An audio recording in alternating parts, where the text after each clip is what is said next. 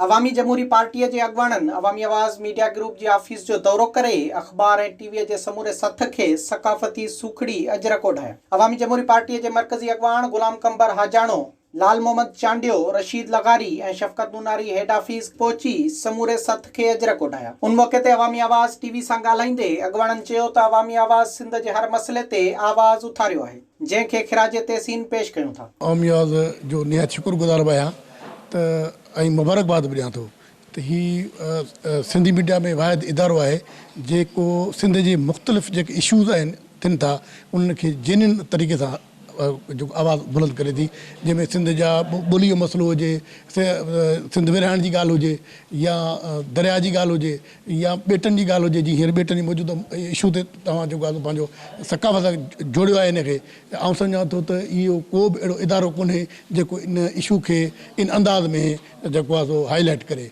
हीअ अवामी आवाज़ आहे जेका आउं सम्झां थो जेका मुकमिल तौर ते 99% सिंधी अवाम जी तर्जमानी करे पई ऐं उनजे हक़नि जे तहफ़्फ़ुज़ लाइ आवाज़ बुलंद करे थी। हिन इशू ते सिंध जा वसीला ऐं ॿेटनि ते ऐं सकाफ़त सां जेको हिन जोड़ियो आहे, आउं सम्झां थो त हिकु असांजो कल्चर, असांजी सिंध धरती बचंदी, असांजा ॿेट बचंदा, असांजी शहर बचंदो, असांजी सिंध जो पाणी बचंदो, असांजी ज़राअत बचंदी त असांजी सकाफ़त बचंदी।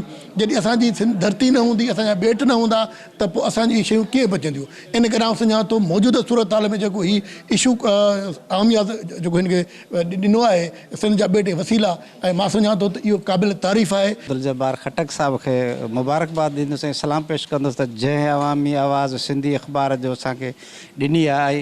ऐं सच पुछो त अवामी अख़बार जेका आहे न, तव्हां अवामी आवाज़ त जीअं सिंध जे अंदरि या थाणे जे अंदरि हिकु सिपाही सॼी घाट खे संभालींदो आहे, क़ैदी खे हिकिड़ो सिपाही संभाले थो, अवामी आवाज़ अख़बार जा नुमाइंदा या अवामी आवाज़ अख़बार जा अवामी आवाज़ टीवी, इहा सिंध जे अंदरि सिंध जे माण्हुनि खे ईअं ई संभाले थी। हर मोड़ ते भली माण्हुनि खे ख़बर न हुजे पर हीअ किथां न किथां पंहिंजी ख़बर आणनि था। त उन जे करे ॾिसो न ॿेटनि जो मसइलो थियो त असां सां अवामी आवाज़ वारा ॿेटनि में गॾु बीठा, उन्हनि ॿेड़नि ते उन्हनि जहाज़ ॾे अॻियां असांजा हथियारबंद आहे। जेकॾहिं ख़ुदा न ख़ासि गोली लॻी आहे त उहा उन सां अवामी आवाज़ जा नुमाइंदा उहे माण्हू बि असां सां गॾु शहीद थियनि हा।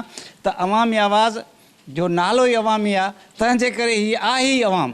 त हर अवाम जे ॾुख दर्द भले किथां बि जो हुजे, पाणी जो मसइलो आहे, कालाबाग डैम जो मसइलो आहे, सिंध जो हिन मौजूदा इशू जेको ॿेटनि वारो मसइलो थो हले इहो हुजे, ऐं असांजो कारूं झर जो जेको जबल जी कटाई आहे किथे बि आहे सॼी सिंध जे अंदरि, त अवामी आवाज़ अख़बार सिंध जे माण्हुनि जी, सिंध जी अवाम जी, छो त सिंध में क़ौम बि आहे, क़ौम में वॾेरो बि अचे थो, जागीरदार बि अचे थो, सरमाएदार बि अचे थो, पर अवाम में जेको आहे सो पोरियो तबिको ईंदो आहे, हीअ पोरियो तबिके जी नुमाइंदगी अख़बार आहे। अगवाणनि चयो त सिंध जी सकाफ़त 5000 साल पुराणी आहे। सकाफ़त खे उजागर करण में अवामी आवाज़ अॻभरी रही आहे। उन मौके ते अवामी आवाज़ जे डिप्टी एग्जीक्यूटिव एडिटर अवामी जमहूरी पार्टी जे सथ जा थोरा बणिया। विज़िट कयो अवामी आवाज़ मीडिया ग्रुप जी वेबसाइट awamiawaz.pk।